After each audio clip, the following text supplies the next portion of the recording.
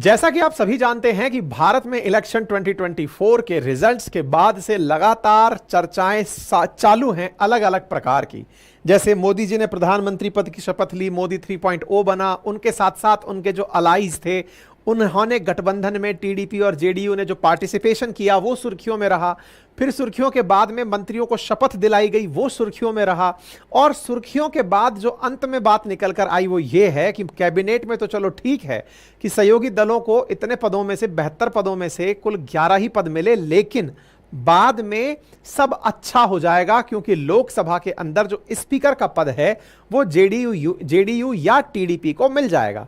लेकिन अब चर्चा जेडीयू और टीडीपी के मिल रहे इस पद पर ही है, क्योंकि यह डिसाइड हो चुका है कि किस समय पर इलेक्शन स्पीकर का होने वाला है और इस स्पीकर के चुनाव में क्या रणनीति रहेगी, इसकी कंप्लीट चर्चा हाल ही में हो चुकी है।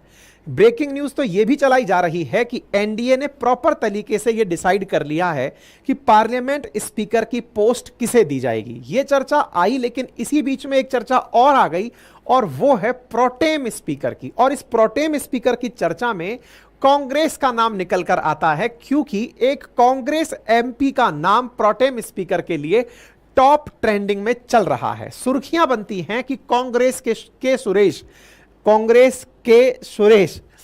To be speaker pro tem. तो ये क्या होते हैं स्पीकर प्रोटेम और इसके बाद क्या होगा, सारी जानकारी आज के सेशन में चर्चा की जानी है। स्पीकर प्रोटेम कैसे बनता है, राष्ट्रपति क्या काम होता है, राष्ट्रपति किसे शपथ दिलाता है, क्या तरीके होती हैं, किस प्रकार से सांसदों के शपथ ग्रहण होता है, वगैरह वगैरह बहुत सी बातें आज के सेशन में सीखने को हैं। तो जैसा आप सभी जानते हैं कि हमारी 18वीं लोकसभा के लिए फिलहाल जो चुनाव हुए थे, उन चुनावों के बाद मंत्री परिषद के गठन तो हो चुका है, काउंसिल ऑफ मिनिस्टर्स का गठन तो हो चुका है, लेकिन जो हमारे माननीय सांसद चुनकर आए हैं उन्हें अभी तक शपथ नहीं दिलाई गई है। वो लोकसभा में जाएंगे, अपने ड्यू डिलीजेंस पूरे करेंगे, जो भी उनसे अपेक्षाएं हैं दुनिया की वो उनको पूरा करते हुए दिखेंगे। ऐसी स्थिति में हमारे माननीय सांसदों को लोकसभा के अंदर जो व्यक्ति शपथ दिलवाएगा उस व्यक्ति का नाम होता है प्रोटेम स्पीकर। अब ये प्रोटेम स्पीकर कौन होता है, इस पर थोड़ा और आगे बढ़ते हैं। असल मायने में आपको कुछ बेसिक नॉलेज में इंडियन पॉलिटी, भारतीय राज व्यवस्था की पहले शेयर करना चाहूंगा। आप सबने देखा कि किस प्रकार से प्रधानमंत्री को राष्ट्रपति ने पद की शपथ दिलाई। विचार कीजिए कि भारत में प्रधानमंत्री समेत 543 सांसद हैं। 543 सांसदों को एक ही बार में शपथ दिलवाना थोड़ा टीडियस जॉब है। एक एक को बुलवाना, उसके नाम से मुंह निकलना, ये सब बातें कि भाई मैं ये फलाना शपथ लेता हूं, एक अपने आप में बड़ा टास्क है। तो राष्ट्रपति अपनी तरफ से प्रधानमंत्री को और प्रधानमंत्री की सलाह पर मंत्रियों को शपथ दिलवा देते हैं, लेकिन उसके बाद में सांसदों को शपथ दिलाने के लिए एक व्यक्ति राष्ट्रपति अपनी तरफ से नियुक्त करते हैं अकॉर्डिंग टू आर्टिकल 94, कि हमारे जो निर्वाचित सांसद हैं उन्हें शपथ दिलाने का कार्य स्पीकर प्रोटेम के द्वारा किया जाता है। अब ये स्पीकर प्रोटेम के द्वारा किया जाता है, पहले स्पीकर के द्वारा क्यों नहीं किया जाता, बड़ा सवाल है। तो स्पीकर प्रोटेम का अर्थ ही होता है अस्थायी स्पीकर, यानी कि वो केवल 2 दिन के लिए ही बनाया जाता है। अच्छा, उसका कैसे निर्वाचन होता है, क्या होता है? तो असल में क्या है ना कि जितने भी सांसद अभी निर्वाचित होकर आए हैं, इनकी पूरी की पूरी लिस्ट बनकर के संसदीय कार्यालय के पास जा चुकी है। संसदीय मंत्रालय उस पूरी लिस्ट में से सबका बैकग्राउंड चेक करके यह बताएंगे कि इनमें से कौन से सांसद सबसे सीनियर मोस्ट हैं। उन सीनियर मोस्ट सांसद को, जिनमें नाम इस समय कांग्रेस के सुरेश का चल रहा है, के सुरेश नाम है इनका नाम चल रहा है, इस नाम में ये सबसे सीनियर मोस्ट आदमी हैं। इन सीनियर मोस्ट व्यक्ति को, ये किसी भी पार्टी के हो, इनका निर्वाचन नहीं होता है, इनको केवल अपॉइंट किया जाता है और काम इनका केवल शपथ दिलाना होता है। 2 दिन की सरकार होती है, 2 दिन के लिए ये काम करते हैं। तो ऐसी स्थिति में राष्ट्रपति प्रोटेम स्पीकर को उस लिस्ट में से सबसे अनुभवी आदमी के रूप में सेलेक्ट करेंगे। अनुभव किससे नापा जाता है, सीनियरिटी किससे नापी जाती है, उम्र से नापी जाती है, या फिर कितनी बार वो उस पद पर आ गए इस बात से नापी जाती है? तो मैं यहां पर बता दूं आपको, यहां उम्र का क्राइटेरिया नहीं रखा जाता है। यहां पर कितनी बार कोई व्यक्ति सांसद बन चुका है, इस आधार पर स्पीकर प्रोटेम का अपॉइंटमेंट किया जाता है। चुना भी नहीं जाता है, अपॉइंटमेंट है, उठाया जाता है भाई लिस्ट में से कि टॉप पर ये है, ले लो इनको। अब उन स्पीकर प्रोटेम को राष्ट्रपति द्वारा पहले शपथ दिलाई जाती है। याद रखिएगा, इस पर प्रश्न पूछे गए।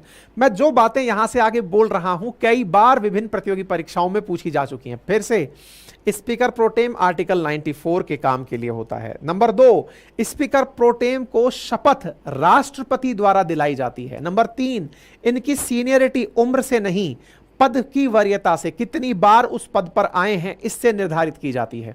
इनके साथ साथ क्या अकेले स्पीकर प्रोटेम होते हैं इस पूरी लिस्ट में से? नहीं, 1+3 सदस्यों का एक पैनल गठित किया जाता है। स्पीकर प्रोटेम अकेले हैं, साथ में 3 सदस्य और लिए जाते हैं, क्योंकि स्पीकर प्रोटेम भी थक सकते हैं शपथ दिलाते दिलाते, तो उनकी लाइन में 3 और सांसदों को निकाल लिया जाता है कि आप भी आइए, आप भी शपथ दिलाइएगा। राष्ट्रपति द्वारा स्पीकर प्रोटेम को शपथ दिलाई जाती है कि आप औरों के लिए क्या काम करेंगे, और स्पीकर प्रोटेम उन बाकी 3 को शपथ दिलाते हैं कि आप औरों के लिए क्या काम करेंगे। और फाइनली, भारत के संविधान की अनुसूची 3 के दिए गए प्रावधानों के अनुसार हमारे जो सांसद हैं, गणमान्य सांसद, वो शपथ लेते हैं। तो शपथ ग्रहण कराने का काम प्रोटेम स्पीकर करते हैं। अब आपके दिमाग में एक प्रश्न आएगा, और वो प्रश्न क्या होगा कि सर, जो ऑलरेडी हमारी तरफ से हमारे देश के अंदर जो लोकसभा स्पीकर बैठे हुए हैं, ओम बिड़ला जी, उनका क्या काम है?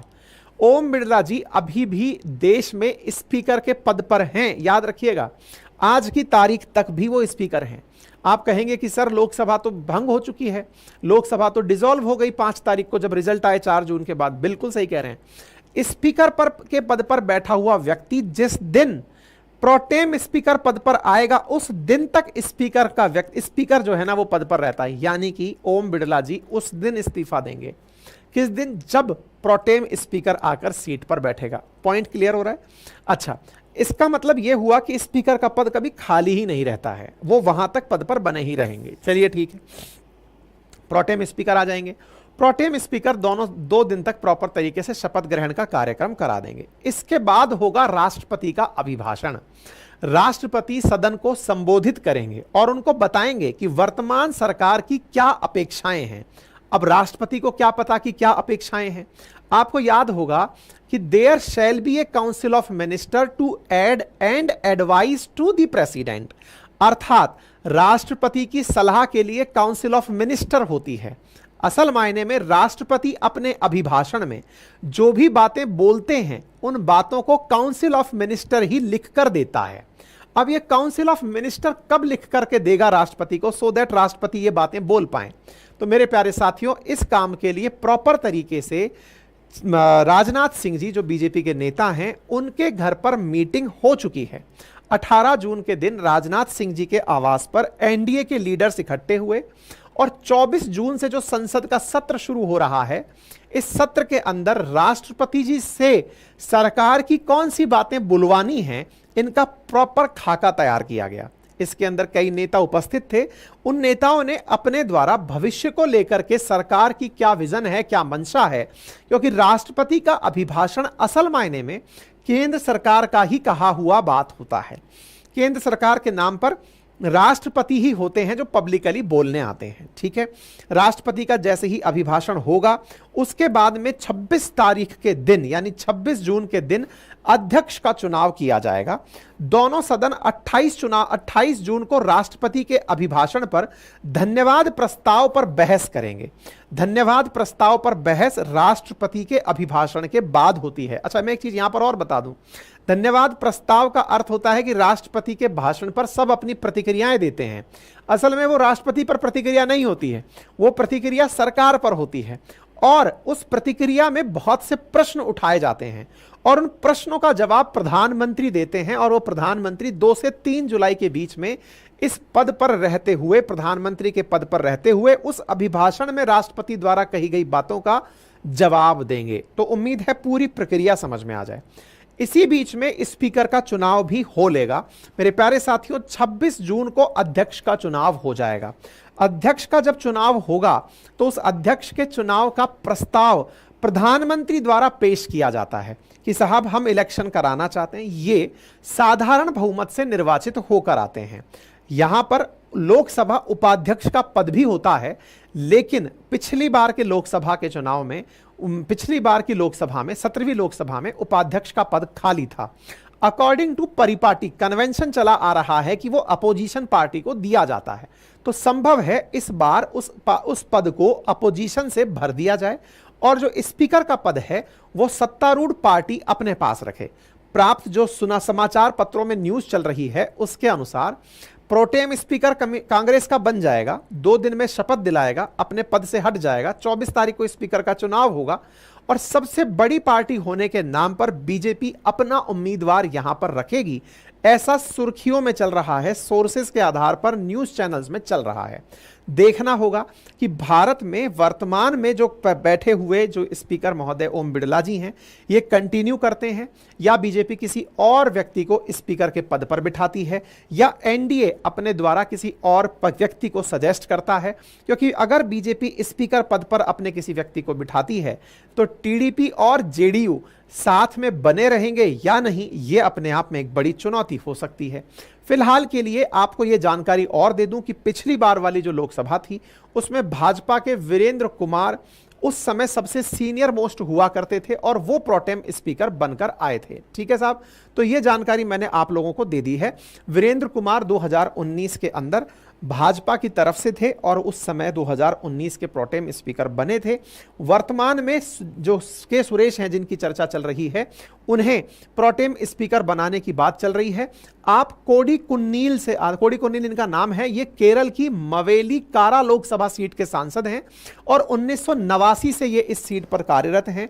7 बार सांसद बन चुके हैं, 7 टाइम्स सांसद हो चुके हैं, यानी कि इनकी सीनियरिटी सांसदी में बहुत ऊपर हो चुकी है। इस कारण से इनका प्रोटेम स्पीकर बनाया जाना तय पाया जा रहा है। तो उम्मीद है कि आप सभी साथियों को यह जानकारी अच्छे से समझ में आ गई होगी कि किस प्रकार से यह सारा कार्य किया जाता है। प्रोटेम स्पीकर का प्राथमिक कार्य है नए सांसदों को शपथ दिलाना। अनुच्छेद 99 के तहत सदन का प्रत्येक सदस्य अपना स्थान ग्रहण करने से पहले राष्ट्रपति या उसके द्वारा नियुक्त किसी व्यक्ति, और यह नियुक्त व्यक्ति कौन है, प्रोटेम स्पीकर के समक्ष संविधान की 3री अनुसूची के उद्देश्य के लिए निर्धारित प्रारूप के अनुसार शपथ लेता है। तो अकॉर्डिंग टू 99 प्रोटेम स्पीकर शपथ लेता है। ठीक है, प्रोटेम के बारे में मैंने सारी जानकारी दे दी है। प्रोटेम को राष्ट्रपति शपथ दिलाते हैं, ये मैंने सारी जानकारी आपको दे दी है। अच्छा, अब ये चीज आपको मैं और अतिरिक्त रूप से बता देता हूं कि इसके ऊपर बहुत ज्यादा बार प्रश्न पूछे जा चुके हैं। कुछ बेसिक सवाल दिखा देता हूं, जैसे एसएससी सीएचएसएल में आया है कि प्रोटेम स्पीकर 17th लोकसभा के कौन थे, तो इनके ऊपर सवाल आया हुआ है, तो वीरेंद्र कुमार थे।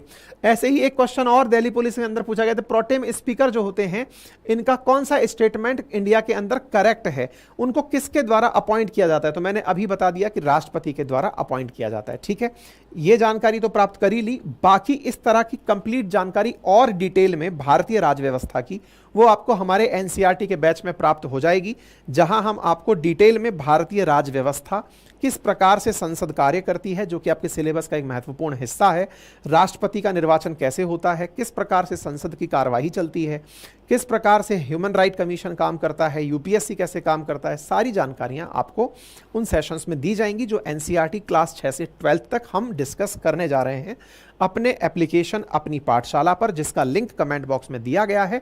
आप यहां से जाकर के पूरे 1 साल की वैलिडिटी के साथ इस कोर्स को ले सकते हैं। क्लासेस लाइव रहेंगी और अगर आप लाइव ना देख पाएं तो उन्हें आप रिकॉर्डेड भी देख सकते हैं। क्लास का पूरा कंटेंट बाइलैंग्वेज रहेगा, आप उस बाइलैंग्वेज कंटेंट को प्रॉपर तरीके से पढ़ सकते हैं, तेज भगा के देख सकते हैं, डाउनलोड कर सकते हैं, सारे फीचर्स जो क्लास में होने चाहिए। और हाँ, बिल्कुल इसी तरह से बोर्ड के माध्यम से क्लासेस आप लोगों की आयोजित की जाती हैं। ठीक है,